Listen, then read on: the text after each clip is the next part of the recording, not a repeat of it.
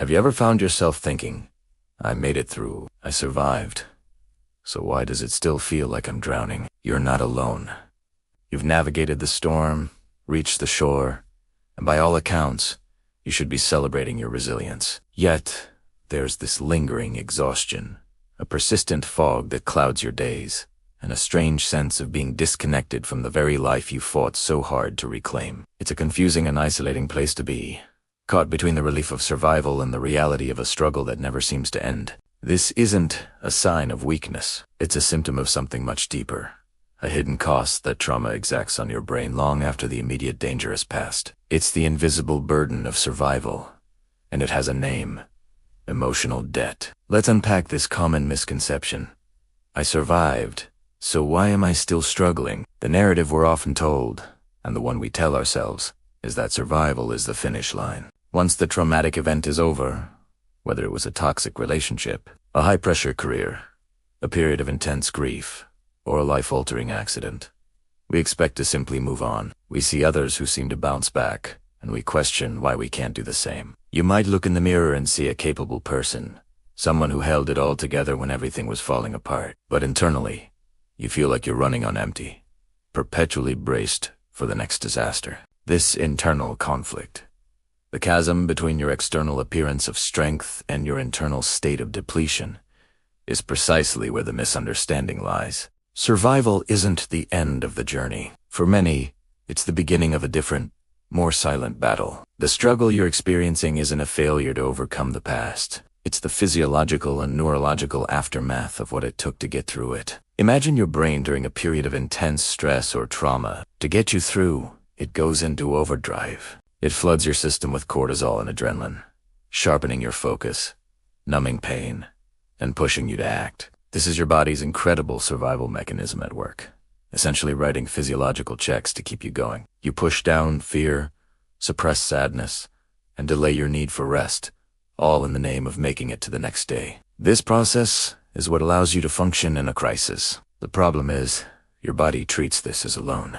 You're borrowing energy, focus, and emotional regulation from your future self. This is the very essence of emotional debt. It's a silent, neurological overdraft that you accumulate while you're in survival mode. You're not consciously aware that you're going into debt.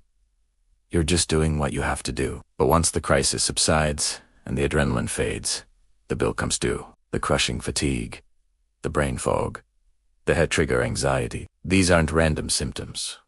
They are the interest payments on a debt you never knew you were accumulating. It's crucial to understand how this differs from acute, everyday stress. Acute stress is like a short, intense sprint. You're running to catch a bus, or you're cramming for an exam. Your stress response system activates, helps you meet the challenge, and then quickly returns to baseline. Your body is designed for this. You might feel tired afterward, but you recover relatively quickly. Emotional debt, however, stems from chronic stress or trauma, which is more like running a marathon with no finish line in sight. Your system is activated for days, weeks, months, or even years. Your brain and body don't get the chance to reset. Think about a time you had to pull an all-nighter for a critical deadline.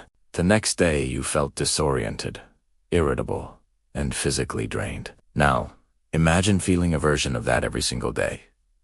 That's the reality of living with emotional debt. It's not a fleeting moment of stress. It's a fundamental alteration of your neurological baseline. Your brain has physically rewired itself to operate in a constant state of high alert, perpetually scanning for threats, even when none exist. This constant on state is biologically expensive, draining the resources your brain needs for memory, emotional regulation, and executive function. The problem is that you are living with a brain that is still fighting a war that has already ended. You might find yourself overreacting to minor inconveniences, like spilling coffee or getting stuck in traffic. What feels like a disproportionate emotional explosion is actually your oversensitized nervous system, still primed for a 5-alarm fire, reacting to a single wisp of smoke. You might struggle with decision-making, feeling paralyzed by even the simplest choices. This isn't indecisiveness. It's your prefrontal cortex, the brain's CEO, being offline. Its energy reserves rerouted to the more primitive, survival-focused parts of your brain like the amygdala. This isn't just a feeling. It's a measurable, physical change. You might be at a dinner party, surrounded by friends and laughter, yet feel an overwhelming sense of dread or a complete inability to connect. You're physically present, but your mind is somewhere else, caught in a loop of past threats or future worries. This is the isolating reality of emotional debt. It steals your ability to be present in your own life. The solution begins with acknowledging that the debt is real. You cannot repay a loan you don't know you have. The first and most crucial step is to stop punishing yourself for not feeling better by now.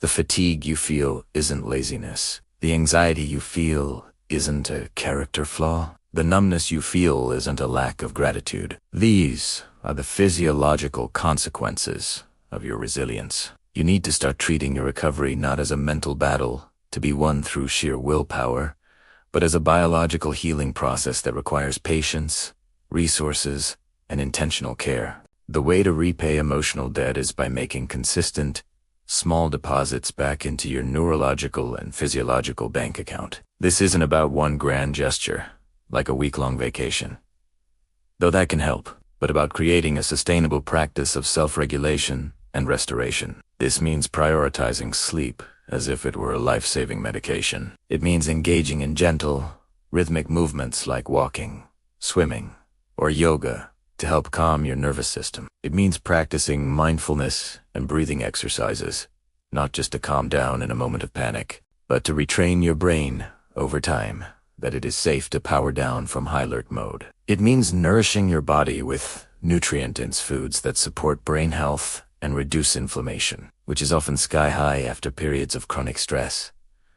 Imagine you're trying to heal a broken bone. You wouldn't just tell yourself to walk it off. You would put it in a cast, give it rest, and provide it with the nutrients it needs to mend. Your brain and nervous system deserve the same deliberate, compassionate care. One of the most powerful deposits you can make is through co-regulation, the process of finding safety and calm in the presence of another regulated nervous system. This could be a trusted friend, a loving partner, a pet, or a qualified therapist. When we feel seen, heard, and safe with someone else, our nervous system receives a powerful signal to stand down. Reconnecting with others isn't just a nice idea, it's a non-negotiable part of repaying your emotional debt.